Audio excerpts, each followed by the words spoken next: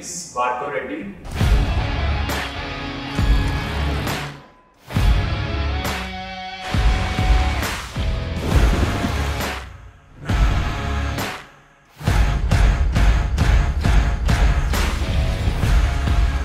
నేను ఇక్కడికి వచ్చిన ముందే డిసైడ్ అయ్యా లైక్ ఇప్పుడు కష్టపడి చదివే కన్నా ఇష్టపడి చదవడం ఈజీ.